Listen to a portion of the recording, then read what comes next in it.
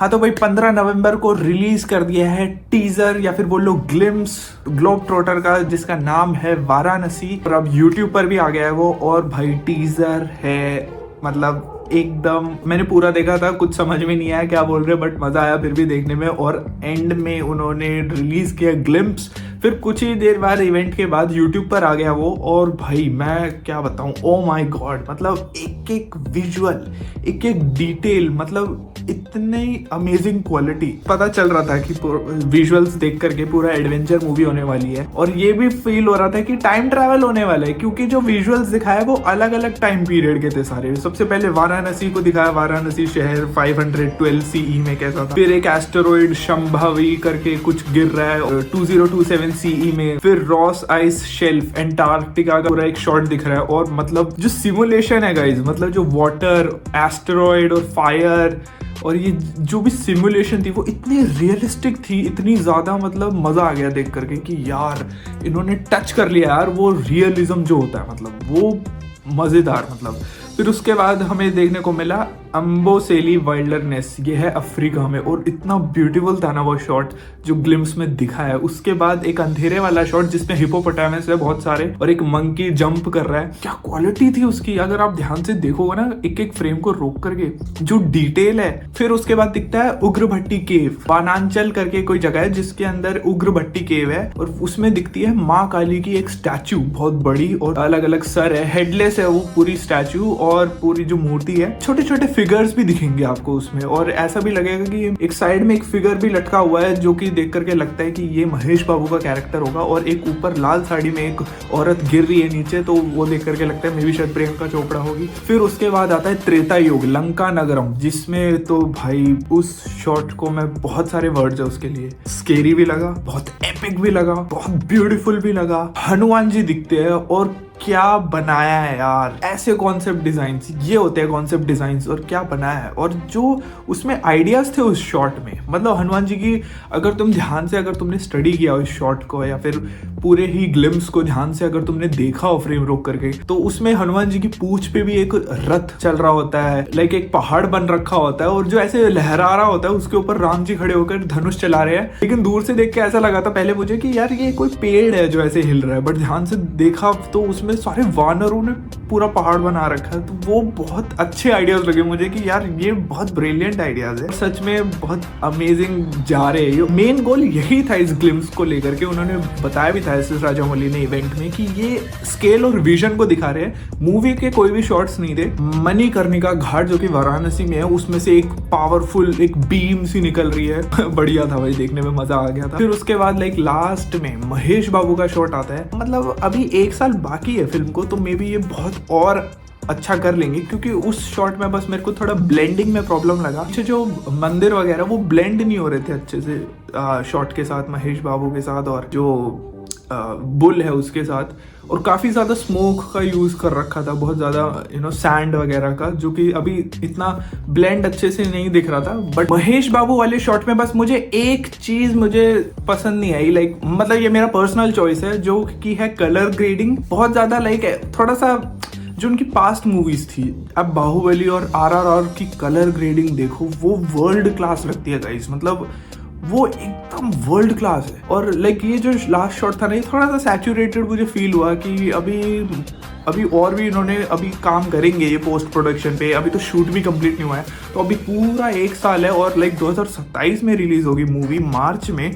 तो अभी तो ये बहुत सारा काम करेंगे अभी ये इस पे, ये सिर्फ हमें ग्लिम्स देने के लिए कि लाइक लोग भी सेटिस्फाई हो जाए थोड़ा देख करके। लेकिन फिलहाल के लिए अभी उस शॉट में थोड़ा सा ऐसा भी लग रहा था कि ये थोड़ा AI से भी इनहेंस करा हुआ है महेश बाबू का शॉट। तो अब पता नहीं कि किया है कि नहीं एस.एस. राजामौली ने। यार मैं बहुत बड़ा फैन हूँ एस.एस. राजामौली का, बट क्या हुआ ना, मुझे ऐसा लगता है कि इनका जो फिल्म प्रोडक्शन हाउस है वो इस बार अलग है, और पिछली 2 मूवीज का फिल्म प्रोडक्शन हाउस अलग था। तो इस बार जो VFX CGI भी करा है वो प्रोडक्शन भी बहुत अलग किसी ने करा है, तो इसलिए डिफरेंस आ जाता है कहीं ना कहीं कलर्स में और चीज़ों में। बहुत अच्छा लगा है आज जो इन्होंने कॉन्सेप्ट और स्केल, जो विजन दिखाया है इस ग्लिम्स के अंदर।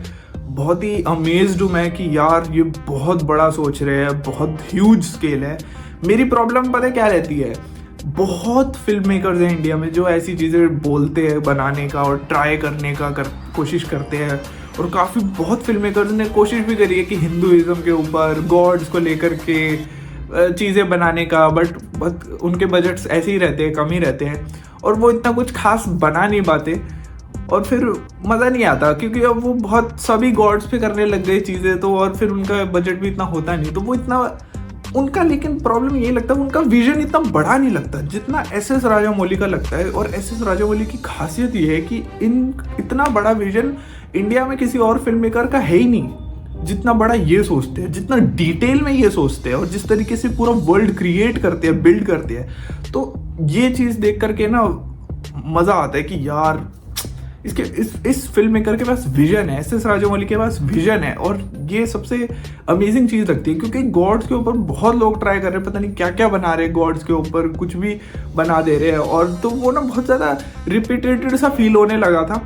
और फिर एस.एस. राजामौली भी अब यही ले आए गॉड्स वाली चीज़, बट इनका जो तरीका है दिखाने का, ये एक्चुअल में गूज़बम्स क्रिएट करता है। ये लगता है कि हाँ, इन्होंने अपनी रिसर्च, स्टोरी, अपनी डिटेलिंग, हर चीज़ पे इन्होंने बहुत काम किया है, और जो ये पैसे लगा रहे हैं 1300 करोड़ का बजट जो है, वो सब कुछ दिख रहा है कि भाई ये तो एंड गेम होने वाला है। मैंने सोचा भी नहीं था ऐसे विजुअल्स देखने को मिलेंगे लाइक ग्लिम्स के अंदर ही, और इस तरीके का कुछ हमें मूवी के अंदर देखने को मिल जाए तो ये एंड गेम से कम नहीं है। फिर मैं ये सोच रहा हूँ कि यार एस.एस. राजामौली ने वर्ल्ड लेवल पे ऐसी चीज दिखा दी, फिर एस.एस. राजामौली के पास होगा क्या दिखाने, मतलब और भी है, महाभारत भी है, बहुत सारी चीजें इसके आगे, क्योंकि मैं तो सोच नहीं पा रहा कि इससे आगे और क्या बड़ा दिखा सकते हैं एस.एस. राजामौली। तो वो एस.एस. राजामौली की वही जानते हैं कि वो क्या दिखा सकते हैं इससे बेहतर और बड़ा आगे चल करके। बट खैर, जो लाइनअप है गाइस, 2026 में रामायण रिलीज होगी, फिर उसके बाद 2027 में स्टार्टिंग में मार्च में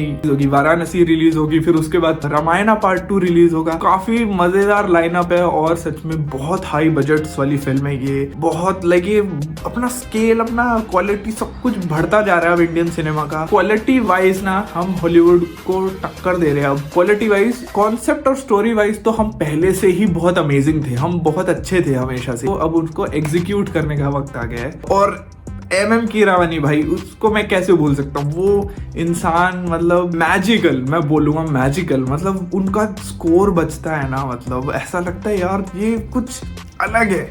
जो एड्रेनल रश आता है ना अंदर से, एक तरह से जो गूज़बम्स आते हैं, त्रेता युग से जो म्यूजिक बिल्ड जो स्टार्ट होता है और फिर एंड तक महेश बाबू के शॉट तक जो जाता है, वो भाई गूज़बम्स। और जो उसमें इंस्ट्रूमेंट्स यूज करे भाई, मैं वॉर वाला फील आता है पूरा, कि वॉर का कुछ ऐलान सा हो गया, मतलब ऐसी बहुत गूज़बम्स क्रिएट करता है वो जो BGM दिया है, मतलब बैंगर, मतलब बैंगर है सच में। जो महेश बाबू का पोस्टर रिलीज हुआ है वाराणसी का, उसकी जो कलर ग्रेडिंग है ना, वो मुझे बहुत ज्यादा पसंद आई। जो ग्लिम्स में जो महेश बाबू का जो शॉट आया ना बुल के ऊपर, उससे ज्यादा पसंद मुझे पोस्टर की कलर ग्रेडिंग पसंद आई है। तो मैं चाहता हूँ कि यार मूवी में भी वैसी ही कलर ग्रेडिंग हो पोस्टर वाली। और तो भाई ऐसी थ्योरीज बनने लग गई ना अब कि भाई टाइम ट्रैवल होगा, एस्टेरॉइड गिर रहा है, मतलब मे बी टाइम मशीन बनाए, या कुछ टाइम मशीन हो इनके पास, या पोर्टल हो डॉक्टर स्ट्रेंज जैसा, जिसके थ्रू ये अलग अलग टाइम पीरियड में ट्रैवल कर रहे हैं। लाइक पूरा ग्लोब ट्रॉटर, टाइम ट्रॉटर भी दिखाते हैं, लास्ट में लिखा हुआ है ग्लोब ट्रॉटर,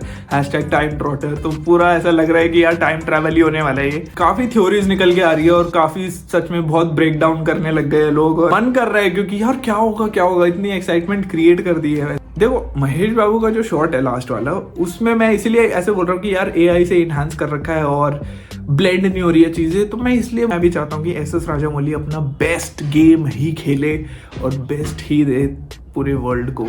तो इसीलिए बाकी तुम्हें कैसा लगा ग्लिम्स, कमेंट सेक्शन में जरूर बताना, और देखते रहिए सिनेजेडी।